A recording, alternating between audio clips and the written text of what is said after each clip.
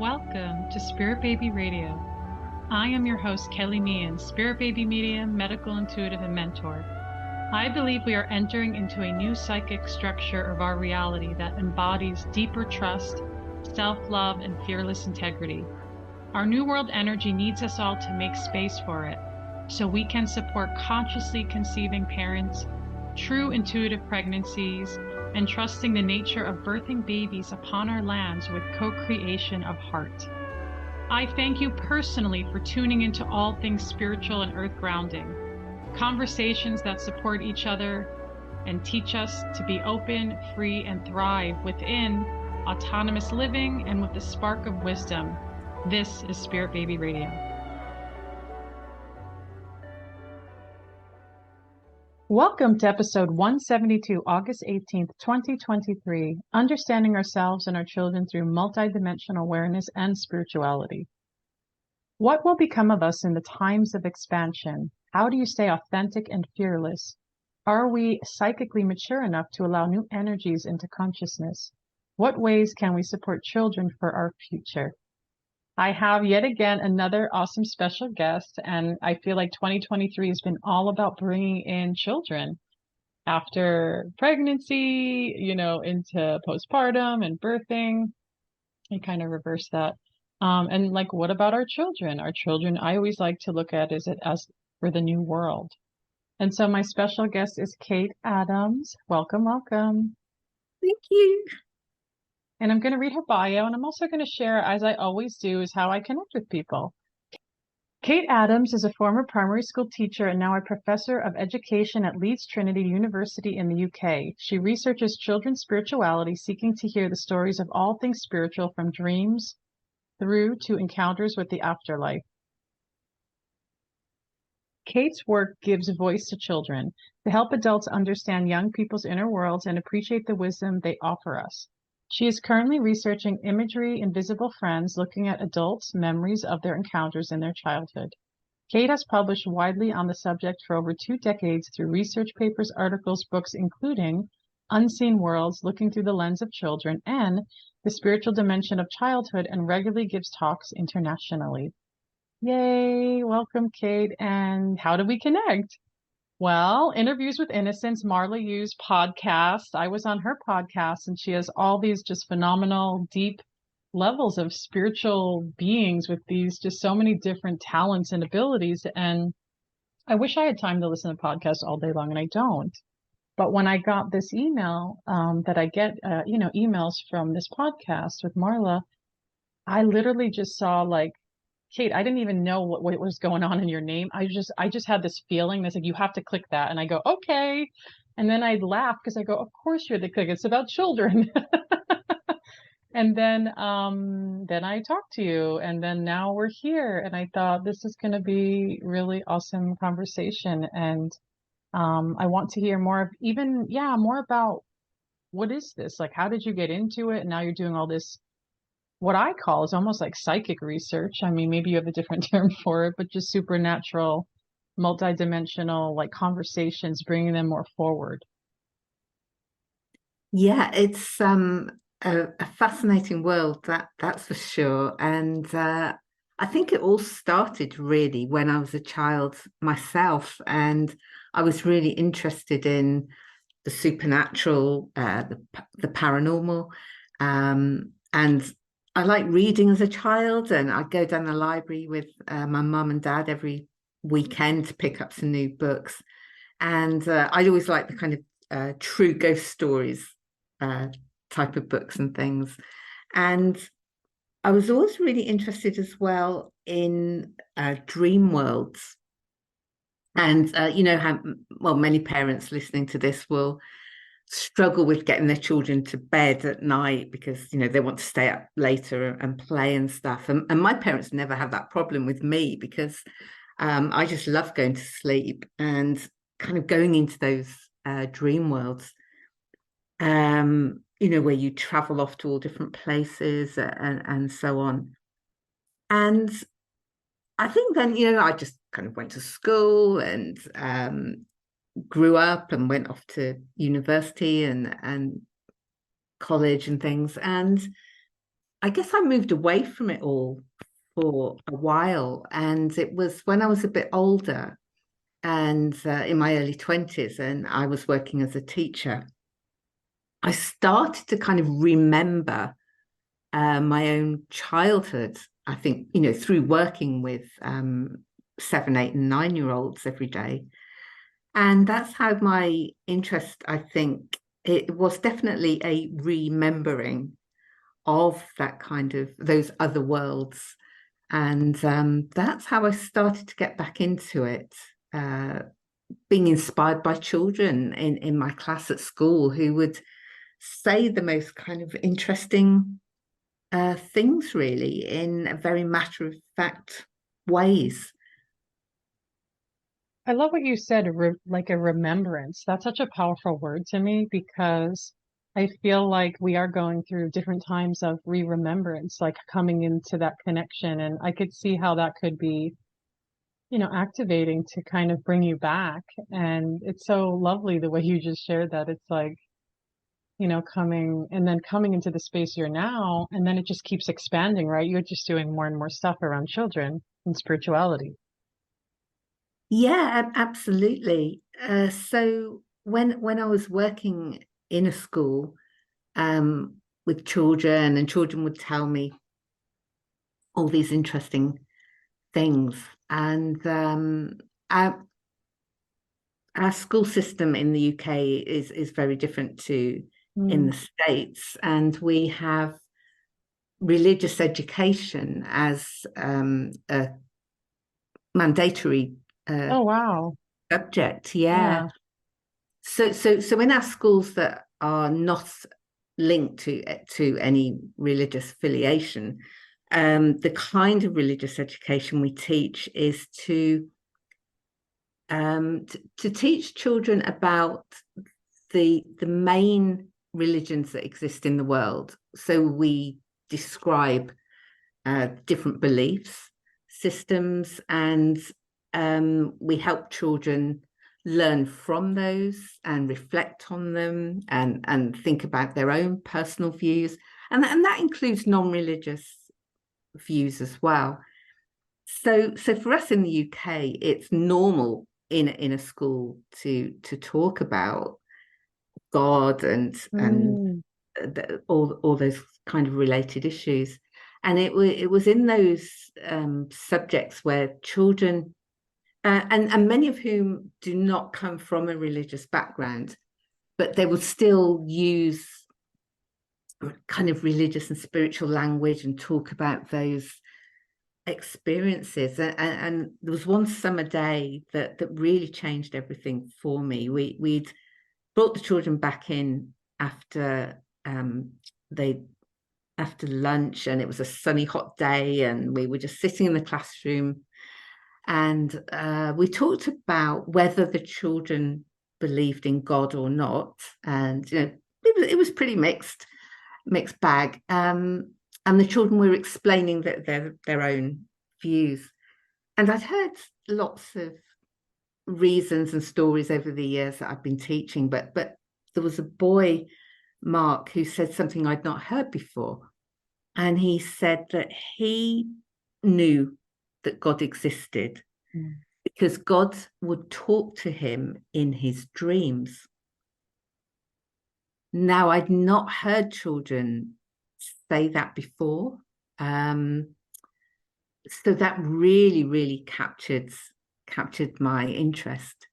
And to cut a long story short, I then was able to join up with a scheme at Oxford University, who were enabling teachers to do a research project linked to religious education. So I did a small project with some children to see how many of them had ever had a dream at night in sleep that they thought had some connection to the divine. And it was, although it was only a small scale study, there about 1/5 of these children, 7 to 11-year-olds, said that they'd had mostly one dream out of all the dreams they'd had in their life, but one that they thought had some connection to God, whether they were children from religious homes or not. And that's how the research really started. Mm. You know that when you speak about that, I think about like, you know, the children that are born and they're so young, open in between worlds of energy, and they're so pure about the information because there's no, you know, the cognition and the way the brain works. It's just there's like no barriers or whatever you want to call it, as they become more a part of their world and their brain develops. And I feel like it, to me, when you said that, it reminds me of like, what if, you know, they're a part of the infinite and they're giving like information encoded in their body to then be like, you know, this is your journey, like you're here, like, hi, like, here's a Mm. reminder, like, I'm here to tell you you're a part of something you want to be a part of. And there's like love in that, right? And it's fascinating because with children, you know, they have a lot of things, like I feel like a lot of these kind of experiences, but they don't talk about it. Or if they do, it's very playful. And maybe I feel like many adult minded, depending on their story, they don't hear it.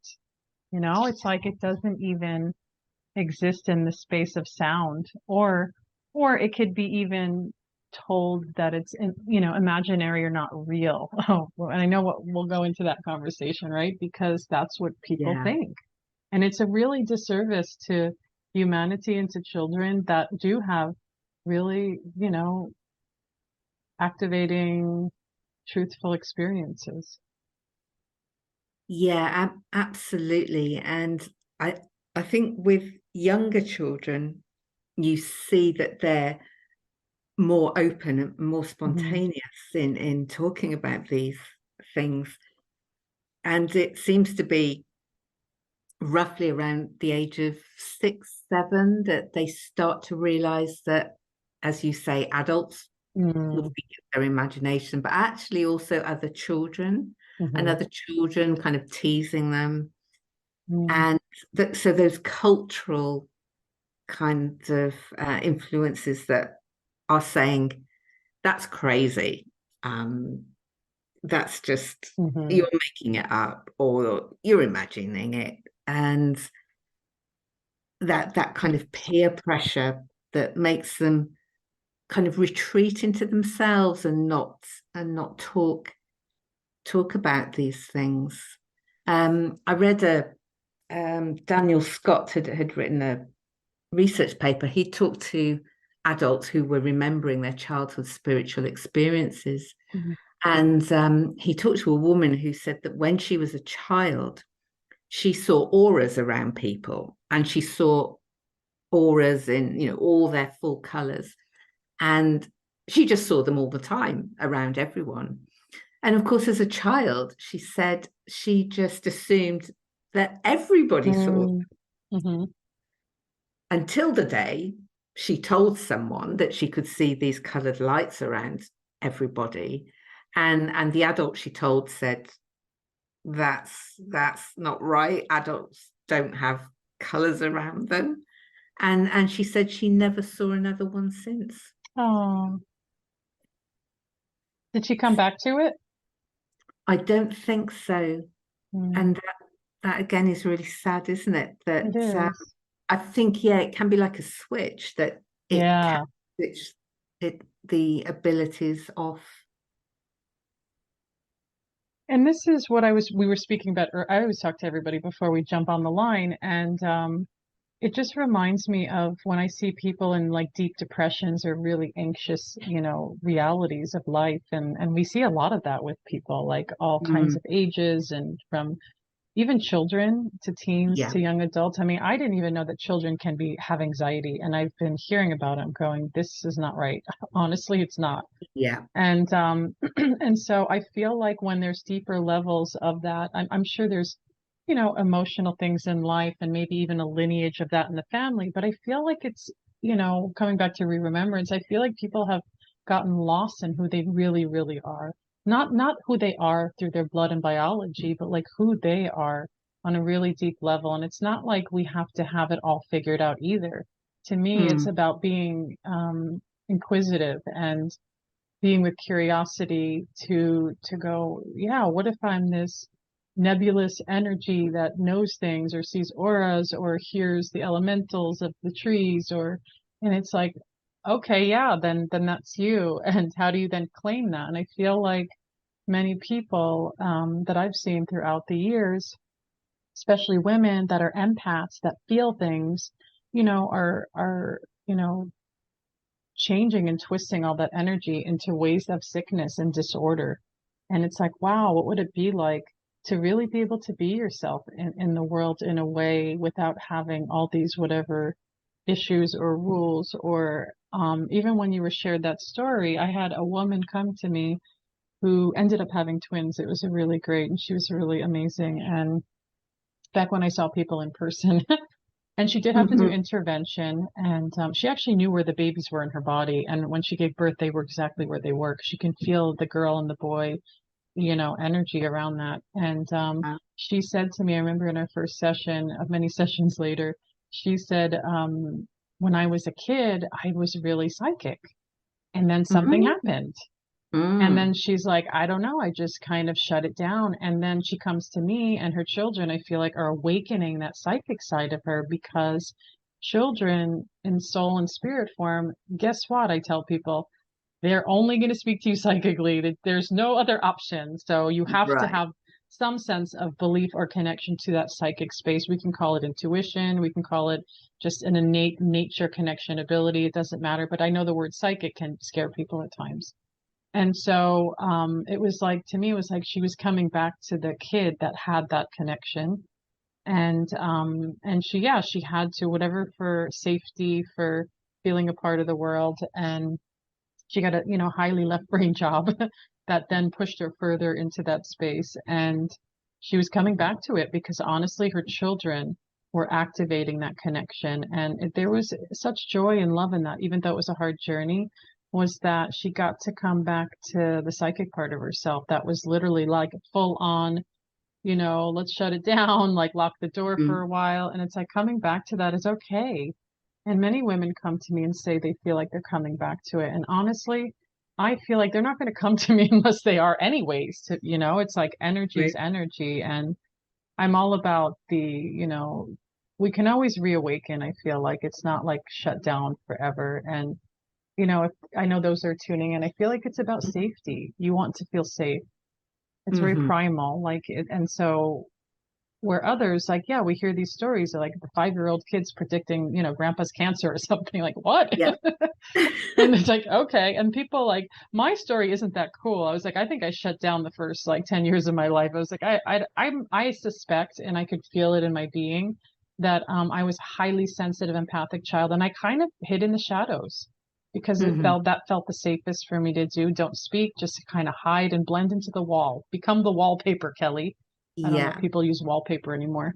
But and then I realized for me, and maybe this even for others, is that puberty was my opening.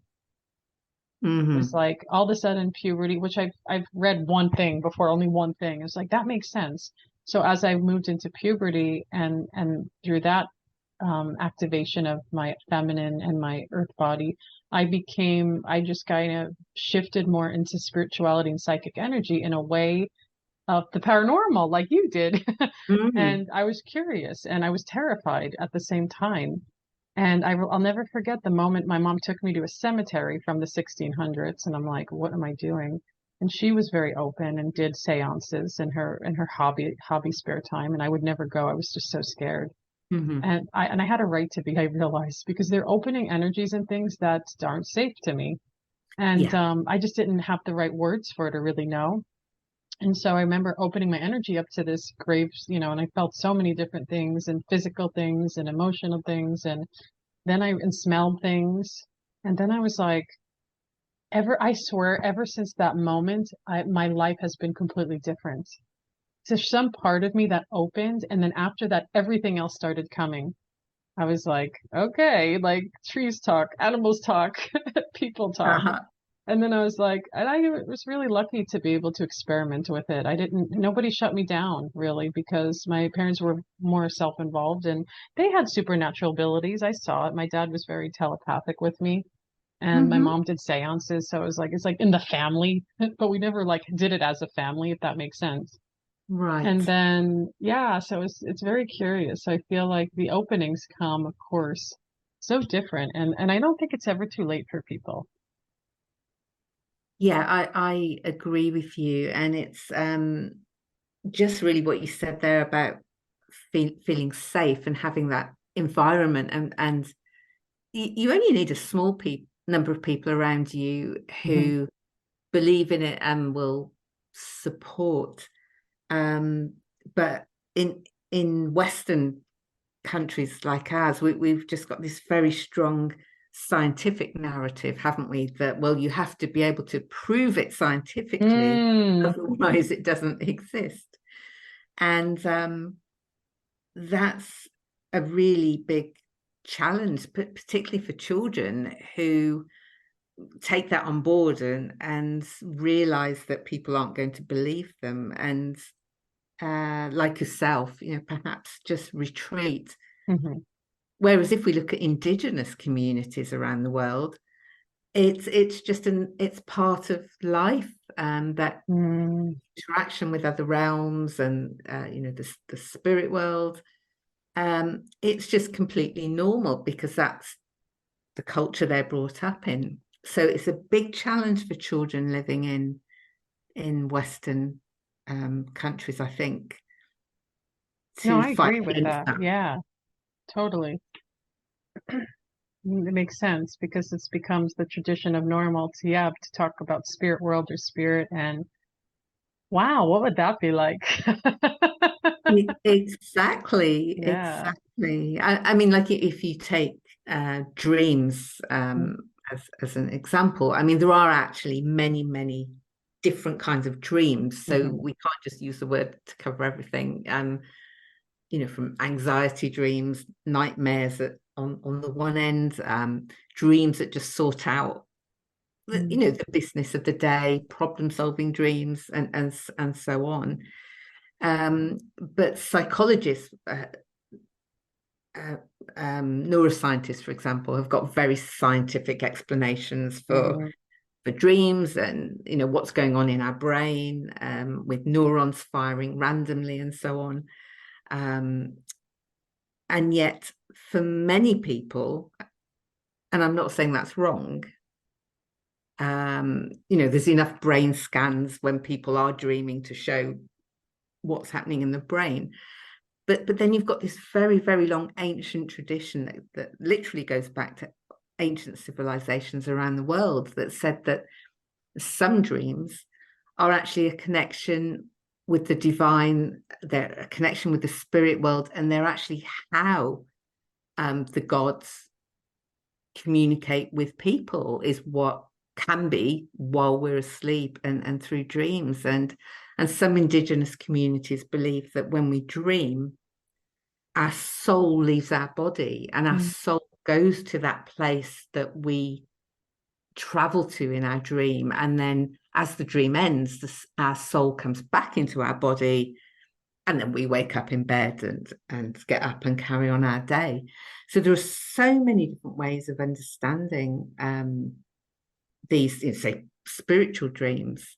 And for many children, they are saying they've only had one or two, but they're very special dreams. Psychologists call them big dreams. Mm-hmm. One's very different in intensity, vividness, perhaps.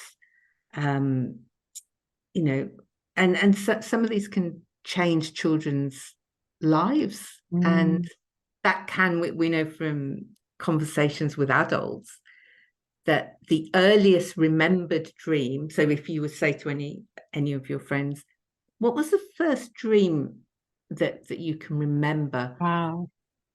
Most people will tell you one that they had in childhood that they've remembered for decades. Oh. I think tells us something as well. Yeah, nighttime dreaming is definitely brings up so much mystery. As you said, there's so many kinds of ways to dream, even spirit baby dreams. And Mm-hmm. people will be like, "Well, how do I know the difference?" And I said, "You'll know. And that's the Yes. piece of trust, because I had dreams and I was able to distinguish, because I'm very energetically sensitive. I could distinguish the difference between like me just having an anxious baby dream versus Hmm. my son is coming to talk to me. Yeah. To me, and maybe I can't even explain this, I feel it in my body, and I always feel like we're sending out our own like little radio signals. But for me, the way I felt into it, it felt like time in the dream stood still and it was very clear and it was Mhm. quiet in the background. And then there was just almost as though the emphasis of our connection was just us. And even that reminds me, we can even say, like, when I've had my mother and my brother passed away weeks apart many years ago. And when I had dreams with them coming in to see me and talk to me, it was the same kind of feeling of like everything around like slows down and stops and they're right there and it's very clear. So I know it's not just this anxiousness or this thought. And the interesting thing was in my dream, especially with my mom and my brother, every time I saw them, I would say, "How am I talking to you? You're dead," which is fascinating. I Ah, was like, "Why?" Yeah, because remember, right? We're in dream world, it feels real. It's a real place. And yes. so every time I've dreamt of them throughout the years, it's been 6 years now, and this is the sixth year. I'm like, and I had more dreams in the beginning because I really needed them. Hmm. And then I'm going, oh, this is interesting. I'm like, I always say you're dead. Why are you here? And I'm like, and then we just talk, and I've had really deep conversations and just beautiful messages of how they're okay, really, is what they're telling me. And they come into the form that's most familiar to me because their form changes, and people don't understand that either. They don't, the body's gone. And but the remembrance of the body, of course, is communicated through us because it's what we know. It's a memory, right? But there's Yeah. so much more than that. And I even see that with children. And what I call is the afterlife of spirit baby for the mothers and parents, the husbands that wives and people that have connected with, a really deep loss after um maybe their child, died in the womb, or maybe their child was born touching the breath of earth and lived for weeks to months and then they're gone. And so I really do trust that even in that communication and that connection, that there's not just a fantasy, right? And that's what people will tell Hmm. people that lost a child. Oh, it's just your grief or you're imagining it. I'm like, oh my gosh, this is like mean to tell people that because it's completely false. And of course, I'm here to demystify that because it's just ridiculous. And as you are, in your own research, you're bringing forward the stories that people have and how to keep listening, right? Without interjecting our own ear or our own judgment. Yeah, And that's huge, right? it is, and it's hard for a lot of people to do that, Mm. obviously. But that listening to the child's voice, and I loved what you said there about the dream that you just you feel the difference, you know, and we see children doing that as well, because they'll say, yeah, look, most of my dreams are just ordinary. But Mm. every now and then I have this one that's really different. And Mm. um, it's almost as if often children are kind of, well, they're more in tune, or perhaps they're just braver that they can say, I know that dream was different. Mm.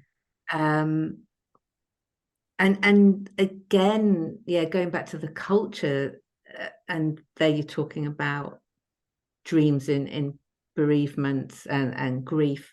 And psychologists have looked at that, and they've identified patterns in dreams that they say that as we go through the stages of grief in waking life, that can be mirrored in the dreams. But Yeah. as you said, that for many people, actually, no, it really is for them a visitation of the person who's died. Mm. It's not it's not just an indication that they're coming to terms with the loss. And it's having that courage, to sort of believe really, that children do show that, but it's too easy for them. If an adult is not comfortable with the idea Mm, of, is this a spiritual dream where they're talking to, their deceased grandma or whatever, and that happens in waking life as well. Children will often say that they've just been talking to their deceased grandma in the next room, and they say it very pragmatically, very down to earth, very matter of yes. fact. They're not usually then they're not scared by these. It's just Mm-hmm. normal for them to still see grandma or granddad Yeah, I love next door. that. But if an adult is not comfortable with that, the Yeah. easiest thing for the adult to say is, it's just your imagination. Yeah. I know. I just get like, because again, nobody wants to be told that what their experience is not real when it's so real for them, even though we don't maybe understand it to that level, right? And Yeah, I feel like absolutely. with our children more and more now, I've really opened my energy to connect with children in their multidimensional way. Like everything's around babies with me, but there are some Mm, children that really fascinate me. And I'm like very curious. And sometimes these children are overdiagnosed with a lot of things, right? And I'm going, mhm, why is that kid diagnosed with all that? They're like such a bright galactic energy about them, and they see between worlds, or their energy is so misinterpreted by this reality. And I'm like, wow, like, is this their mission? Are they meant to be pilled up and, over diagnosed? I'm looking, going, what are other people see? Because I'm a little baffled sometimes on what other people see. And then how then do we teach our children to be in harmony and rhythm with their multidimensional selves? I mean, that's the tricky part, because there's such judgment, or their ability to function in quote unquote whatever the way we need them to, especially boys. Um, yeah. but then it's like, I feel like there's so much holistic, ways to like bring that union of energy together.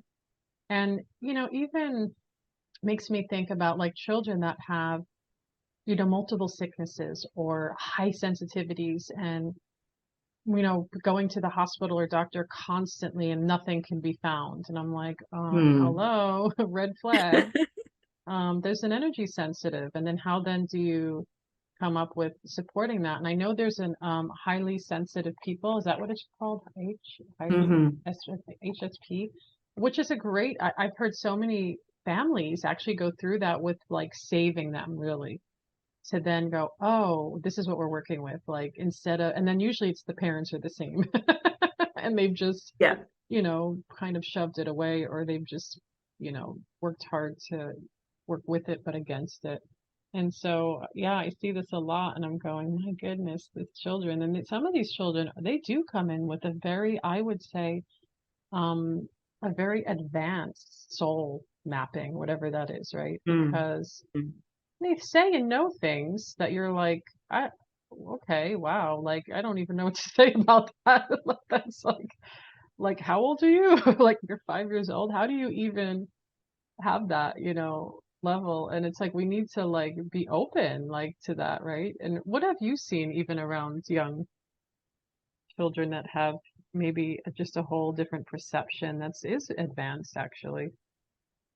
Yeah, it's fascinating sometimes. I mean, someone told me about her son when he was about 3, and they were just in the bathroom one day, just kind of getting up in the morning and not talking about anything kind of particular, and then the little boy Thomas just said to her, I remember choosing you Mm, as my mummy.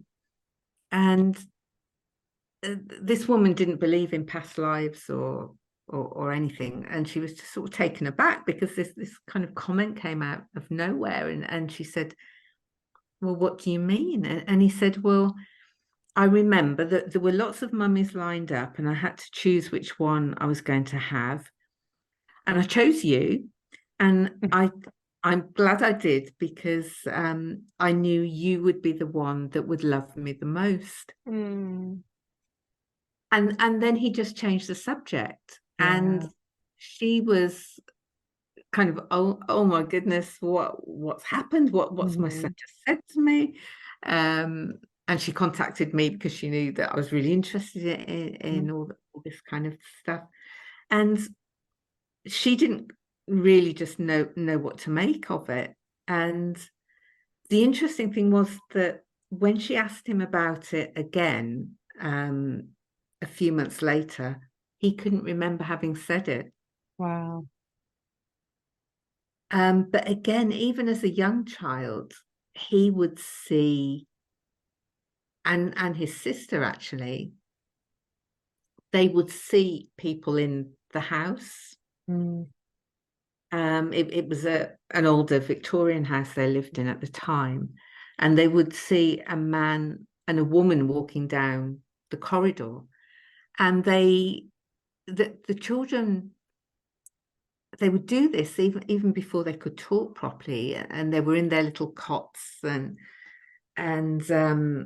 I was with them once, and one of them just pointed out through the doorway into the hallway, and just said, "Oh, there's a man," but really calmly, yeah. you know, not frightened by it at all. And then I think in those circumstances, when we have parents who are slightly nervous, they'll just go, "There's no man in the house. It's just your imagination." Oh. And they're doing it with the best intentions, Mm, absolutely. But for hmm. the child's then taking that in. Oh, well, the grown-ups don't believe me, and they say it's my imagination. Maybe it was my imagination. Mm, And so I think, yeah, as you said earlier, we have to listen, and that's what I do with my research, is not make judgments. I just want to hear what the children's mm, perceptions of what they see and experience are. Um, and when we have that approach, that we're not judgmental, hmm. the children will open up. Even Mm, to myself as a researcher, they don't know me if I yeah. go into school or whatever, and yet I think children can sense Yes. which adults will take them seriously, Mm. and which won't, and they can sense that very quickly. And yeah, that's really important, that we're aware of what kind of energy we're putting out, because they will pick up on it. Oh, I feel like that's so important is because with adults and children, I notice there's such a need, and children Mhm. feel that need, right? And it's like, how can we be energetically responsible in those spaces, especially what you do, because you want to hear things, but you also have to be so conscientious of where your heart is, where your body feels, and then, and for them not to feel, yeah, like the judgment or, well, maybe they have a lot to share, but then, they're scared to say it, right? Because maybe someone said something, or Mm. maybe they're just like, I haven't told anybody. Am I even allowed to? Whatever's going on in their world, which you don't know until you're in that space. And it reminds me when I did attachment parenting and I worked in an affluent kind of, wealthy area. And then I would go into South Central, which was impoverished with teen Mhm. moms and working with attachment with the children. And my job was to be with the kids. And I remember there were some stories in both areas where this one child, like, they're like, Kelly, how did you get her to touch your hands? Right. And this Mhm. other story was like, how did you get that other kid to play with you in the dollhouse? I said, and they were like, they were trying, quote unquote, trying. And I said, I was very psychic and telepathic then, and I couldn't use that language in Mhm. psychology, clinical psychology world. And so I said, I just wasn't expecting anything from them. I just sat down and played, listened to where my energy was, and felt in my body that I didn't need anything from them. I'm just going to play, and if they want to come over. And it was Mhm. like, oh, But now, that's how I really was able to share it. But now I look at it even years down, way many years ago. I was like, I just have an energy that's supernatural, really, Yeah. and so open. And the children probably just saw it and they were just responsive to it, which is probably why I left that field of study because it was fun sitting at the table of psychoanalysts, and they really liked what I was sharing. But what they didn't realize, it was all really psychic information I was sharing. There Hmm. was no like, oh, behavioral like modification or whatever, it's like it was all really psychic stuff. And children, I've spoke to many nonverbal children telepathically, and they share a story and I hear it. And Hmm. so I did that as an intervention, early intervention therapist too. And trying to understand where I fit in, like like the children Yeah. do. And then realizing the spirit baby work was where I pulled out of all the systems and went, this is what you're actually going to do, right? I was, terrified as always. And then it became something now 9 years later, really. And so yeah, it's quite powerful and fascinating, just children, and you get to interview them and hear their stories. And I know that activates energy within you, which what can you say Hmm. about that? Like it changes your frequency to go into those spaces. What does that mean when I even say that? Yeah, I think it's about being humble Mm, as well. So when I go in to listen to these stories, which they're often very short, but they're very profound, and I think that's important because often we can miss something because what a child is saying about a very spiritual experience might only literally take them 2 sentences to tell you. mm, But when you start unpacking it and what it means to them, um, is quite phenomenal. And it is interesting about, yes, that how it changes us when we hear them. It changes us if we're open to that. I often, I often give lectures as on the topic, and I'll often have adults in the audience who will say, but Kate, those stories you've just told us, they're really interesting. mm, But how do you know the children didn't make it up? And again, I think that's that Western yes. kind of way of thinking. And I've had a very small number where I suspect children might have made things up, but a couple of Yeah. children telling you the same thing in the same school, and you kind of think, yeah, but so we discount some of those through the research, but the majority of them, you can just tell when you're listening to the child, Mm, this is a genuine experience, and again, I think it is often because it is so simple, because it's almost like, yeah. well, if a child's going to make something up, and of course children make stories up all the time, it's part of how they play and their Mm, imagination, but they would probably do something quite elaborate and so on. But most of these things are very, very simple and short, and there's almost enough authenticity in that. um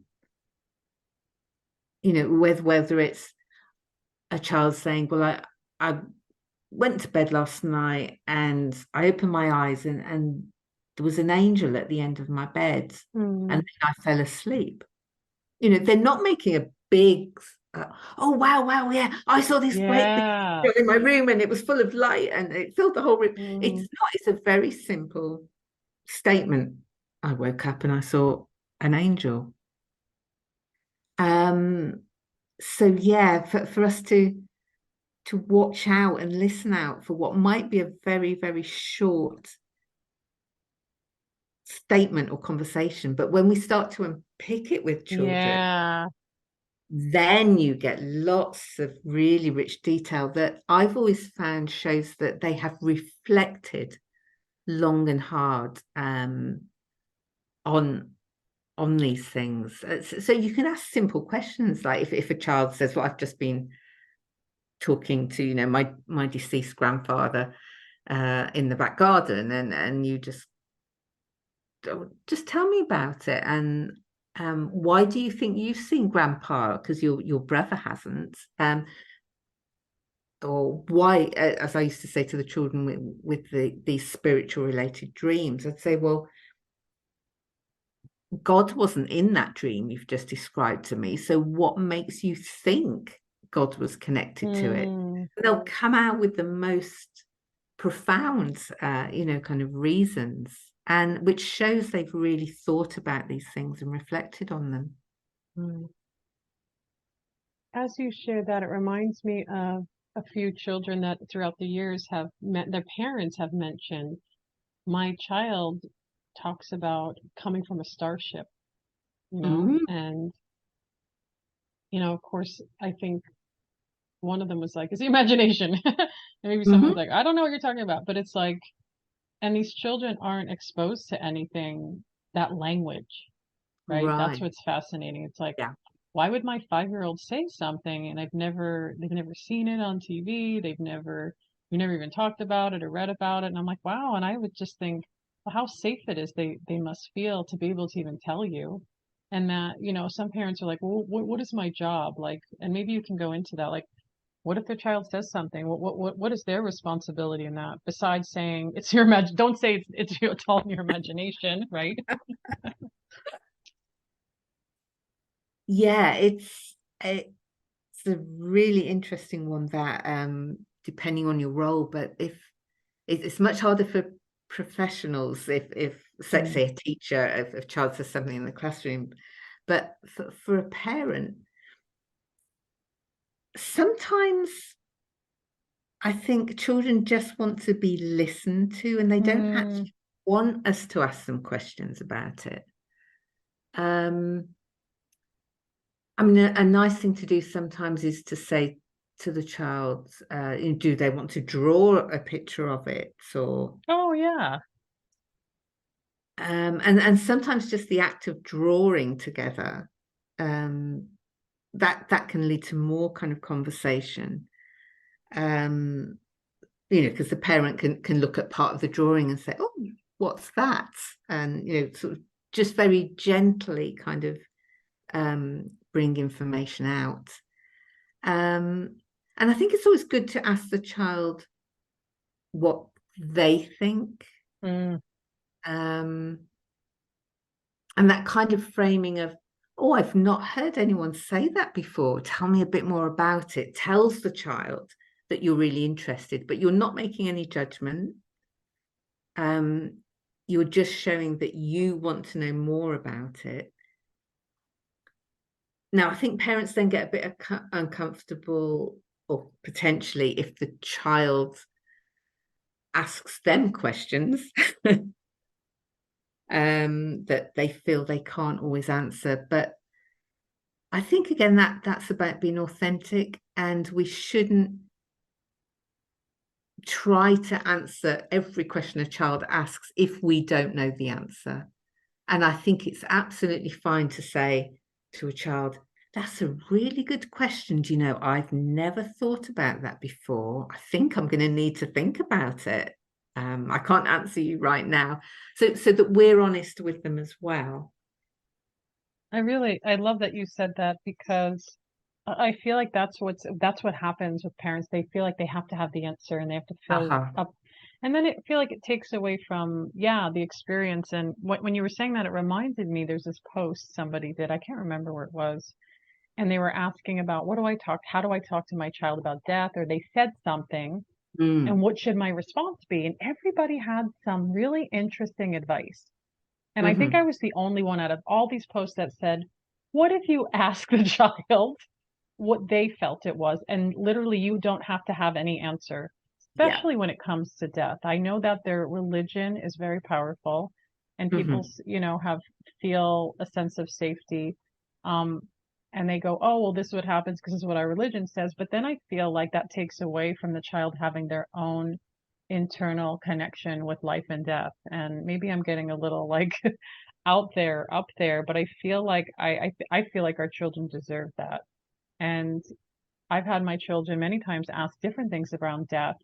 And I can't, even though they know what I do, especially my older one is very aware that I Hmm. speak to spirit and a lot, babies in conception and babies that have passed. He really, because he's clairvoyant and clairsentient, so he probably, maybe that's why. And Hmm. so, but he, when they say things they're so super curious when children talk about death. And I've been very honest to say, I don't really have the full answers because I don't want to fill them with, even with medium knowledge, with the medium world and the belief system we've created around that. Like this has to be this and this, which we do through books, through podcasts, through words, but everybody's experience is so different. And so I literally, I feel like I'm leaving them with the energy of their may never not know the answer, or they're going Yeah. to have to keep being curious to the discovery of life and death for them. And I feel like our children are able to hold that, like, and like you said, being really honest, like I don't have that answer, or this is what it was for me, but for you it could be different. To then again, Hmm. it's so, to me, it's so honoring. And maybe I even do that because I never got that, you know? Yeah, and I think you've got it completely right there. Yeah, absolutely. Um, because if and also I think it's good to say to children, if we could explain absolutely everything in the world, what a really boring world Yeah, it would be. I like that. That's a good one. It's true. Yeah. Yeah, and we've certainly found where, when it comes to the topic of death, that I think it's generally agreed across different uh, professions Yeah. that the problem with death is not uh, it lies with the adults who don't know how to talk about death. But young children are naturally really inquisitive, whether it's what's happened to their pet when their pet's died, or Mm, they might see a dead bird outside, or and obviously people dying, and we see death. Children see death all day, every day on the news, and really graphic video games, and it's hmm. just everywhere. But um, when someone does die, and I'm not taking away any sense of the grief and Hmm. tragedy and so on, but children can be so much more pragmatic about it, Hmm. and not afraid to ask the questions Yeah. of, well, where's that person gone now? Where Mhm. are they now? They understand the notion of physical death, that the body is dead and will not come back to life. But they have a sense that, I think, that there is a spirit or a soul, whatever somebody wants to call it, that is no longer in that physical body, Hmm. and whether they're religious or not, they'll say, where is that person now? Yeah. And it just reminds me when you say that, like, more with my older son, he's 12. So there's a lot more, talking and thinking, and he'll say things about like, what is this heaven place? We don't talk about religion. Like we don't Mhm. follow religion. Like me and my husband were raised in a religion, which was very negative for us. So we're like doing it Yeah. different. And so, but I said, well, when he says, well, I don't know about this or that, I go, yeah, that's fine. I go, but that's what people say. That's what other people Mhm. believe. So it's Yeah. not like, oh, everybody's going to heaven. It's all about heaven. And that's a very big term, but it's like, well, what if I don't really believe in that word or that place? I said, yeah, I go, but that's what people say. And so I'm reminding him like this is what collective people like kind of Mhm. build or energy around, and they say it doesn't mean it's true or not. It just means it's what people, again, and that's where I go into the belief systems that we create. But I don't, for a 12-year-old, I'm not taking it to this really level of comprehension. I want him to like understand at his level and what he needs to know, but to be, into self-discovery and inquiry is like I feel like we don't do that enough with our children overall in many things. And Yeah. I'm sure I've over intervened at times in myself, but I'm really noticed more and more. It's like, wow, if we can really just hold and love people and let them be themselves, like it's so Mm. powerful, especially children. It's hard, not to label or clinicalize or if something's wrong. Or I've heard people use the Yeah. word, my kid's defiant. I'm like, what does that even mean? They're defiant. Maybe they're Uh-huh. just acting like a normal boy who's like, his energy is twirled up. Like, why would you make it sound disobedient? I'm like, what are these things? And not to say that there are those extremes, but there's always a reason. It's not just like, oh, they're a bad seed or something, or they're just, I've had someone tell me that before. Oh, the kid was born bad. I'm like, okay, whatever. Like, like it doesn't work that way. But that's your trauma story, is what I would say. It's Yeah. like that, whatever. Yeah. People have, so many different experiences and stories within their own consciousness, their reality, the way they experience the world, and their Mm. perception. And I feel like everything comes down to perception, right? How we perceive. It's like Yeah. we can both look out at up in the mountains, and you're going to see something that maybe I don't see, and I'm going to see something maybe you don't see, or maybe we see it Yeah. together. And that's like, to me, is harmony of reality, of life, of humanity. Yeah, that's a really lovely example. Yeah, because for anything, there are so many different perspectives on it. Yeah. And as you say, who knows who's right, who's Yeah. wrong? And actually, Does it it matter? should matter. Yeah. Exactly. Exactly. I feel like you can really feel good in your body, good and safe, and just connection. And because I know with my abilities that are always advancing and changing all the time, there was a point when I was younger, keep it hidden. Hmm. Don't say anything because people don't want you to see their stuff, but you see it all the time as normal. Hmm. And I got into trouble with that when I started to say things that were very deep and emotionally invoking, which is like my thing apparently. So I made it a Uh-huh. profession. So I was like, I'll make it a Yeah. profession. And we'll do it that way instead of randomness. And then it's like I love hearing people's stories from children to adults, and I really like to validate that for people and go, okay, because there's so many. I feel like when we're opening our frequency to other Mm. awarenesses, guess what? I'm like, you get more of those awarenesses, and then you get to see other, almost like branches of new energy of consciousness that you just had no idea existed.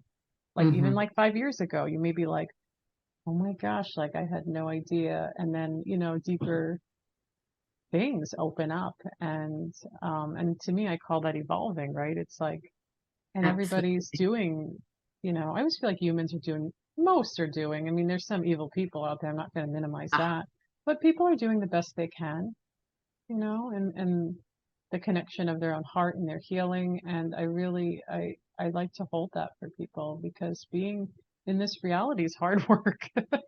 It really it is. absolutely, and Yeah. it's yeah, it's about being true to ourselves, isn't it? And as you said earlier, sometimes we lose we lose our way, Mm. and with all the pressures on children, with social Yes. media, and as you said, all the really in the West, the really frightening increase in anxiety and suicides and so on And with gun young. shootings, even with children, Yeah, like yeah, what the heck? And, yeah. it always blames back to the parents, which is always really hard too, because, if a parent has high levels of trauma and dysregulation, they just don't see it. Hmm. And there's got to be compassion for that. And then the child doing something so, horrific. But I always go into the compassion of what even set them up to that space, that trajectory. Like Hmm. how does that even, instead of hating, it's like, it's tragic.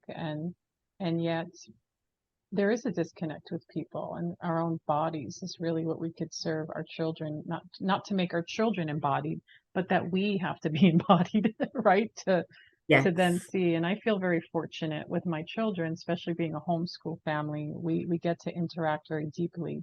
We get to communicate. And so if energy is, I'm an energy, they have a mom that reads energy. So like my Mm. older one can get very dysregulated. I could see that, or the energy starts getting really intensified. And I call him like a Jedi in training. Like I'm like, wow, he's an empath that Mm. trying to understand how to use it, but it's like almost like it's not fully into. That's why I feel like teenage years makes it more integrated to really bring Mhm. words to it. So I'm like having to, I don't know, chaperone is the word, but like, help the regulation even with my own body, and just being like, here I'm putting my hands on his shoulder and he's looking into my eyes and I'm just touching. I'm using touch. Mhm. I use a lot of touch communication with my older son because he needs that. Yeah. Where my younger one doesn't need that. Actually, it's like it's more of like eye gazing and words and sounds. And so it's like, okay, this is it's fascinating because my children are both boys, but they're so different, like so Uh-huh. different. Um and I know parenting is, it's definitely hard work in this time, and especially in Yeah. developed cultures. But also coming back to even just keeping our children intact and knowing the work that I do is like I don't want to make my children like me. Mm. I'm like, it'd be cool if they were clairvoyant, had all these abilities, but I was like, I'm stepping away, and it's my thing. I'm just kind of like, I want to see what they have and what they will. And then it started coming through with my older one, so I was like, okay, now maybe I could speak to it more and Yeah. be, my little one, I'm not really sure what's happening there yet, so I'm like not trying to get. I just really watching, like not making it about like I need them to be psychically advanced or something,